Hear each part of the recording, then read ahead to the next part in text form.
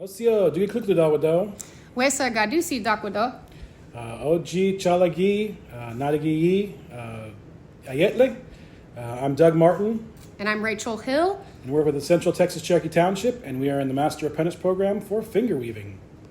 So what is finger weaving? Finger weaving is a loomless art of making textiles. So it's somewhere between loom weaving and braiding. You don't use your loom, you just use something to hang the strands off of, and your warps also become your wefts. So if you think of the traditional loom, there's warps and wefts. In this we have warps and wefts that kind of tie in together, all freestanding.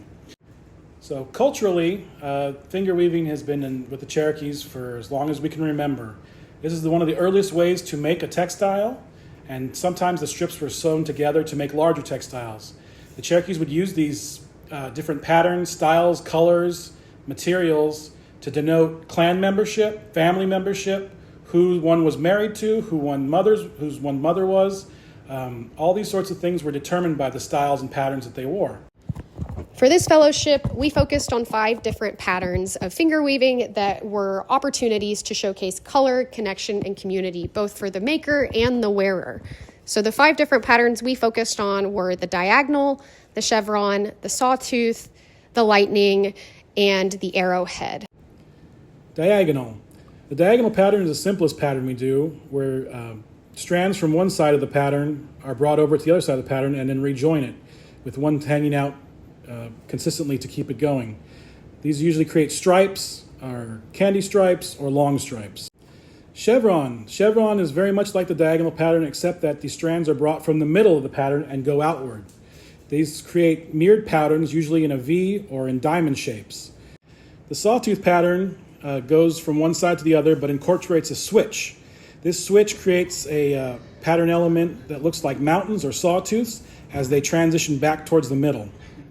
Lightning. The lightning and spear finger pattern could incorporate multiple switches to create elements in the pattern.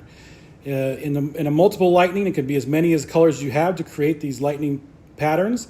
In a spear finger, it's generally 2 switches to create a long, slender finger in the pattern. The arrowhead for our program combines all of our techniques together to create a arrowhead type shape.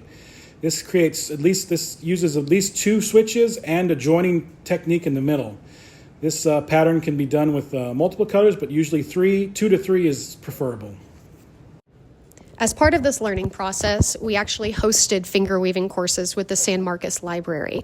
So back in May, we hosted a series of 2 workshops, the first starting with the more simple diagonal pattern, and then eventually evolving to the more advanced chevron pattern. So we were able to help teach people how to do their finger weaving and set them up for success to be able to continue on in their craft. So in conclusion, we want to make sure people that know this art are able to pass it on. One of the most important things about the culture is making sure it continues.